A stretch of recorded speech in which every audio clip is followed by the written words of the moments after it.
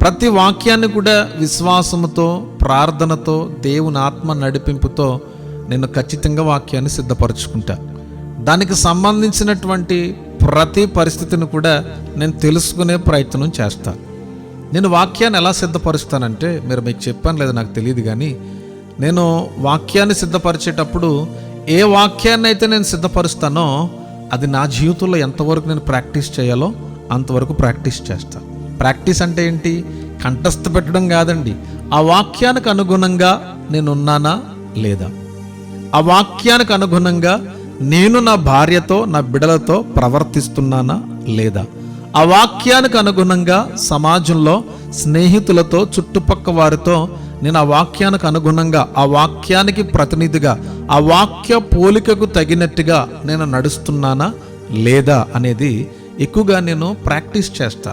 నేను వాటిని బాగా నేర్చుకోవడానికి ప్రయత్నం చేస్తా, ఆ ప్రకారంగా నడవడానికి.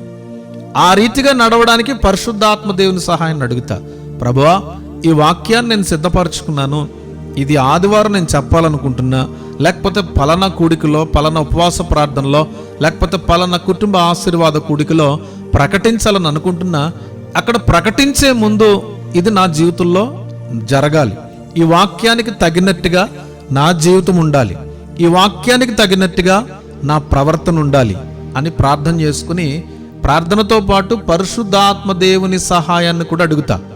బాగా వినాలండి, నేను ఎప్పుడు అదే చెప్తా. What should we preach, we should walk, and what should we walk, we should preach.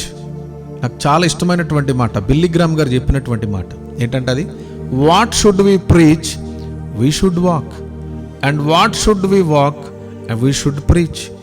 ఏదైతే బోధిస్తామో దాని ప్రకారంగా నడవాలి, మనం ఏదైతే నడుస్తున్నామో దానినే మనం బోధించాలి.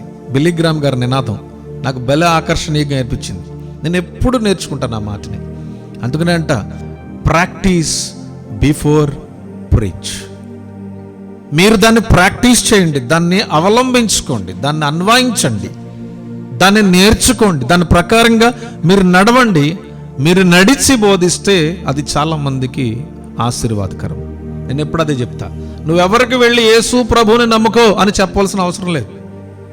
నీ నమ్మకత్వాన్ని నువ్వు ఆస్వాదించుకుంటూ, నీ విశ్వాసాన్ని చక్కని రీతిలో, ఒక అద్భుతమైనటువంటి రీతిలో క్రైస్తవుడు అంటే ఇలాగ ఉంటాడు అనే సువార్త నీ జీవితం ద్వారా, నీ ప్రవర్తన ద్వారా, నీ నడవడిక ద్వారా ఎప్పుడైతే ఈ ప్రపంచంలో ఉన్నటువంటి ప్రతి ఒక్కరికి కనపరచబడుతుందో, నిన్ను చూసినటువంటి వారు అనేక మంది ప్రభువుని నమ్ముకుంటారు. ఆమేన్ చెప్పాలి.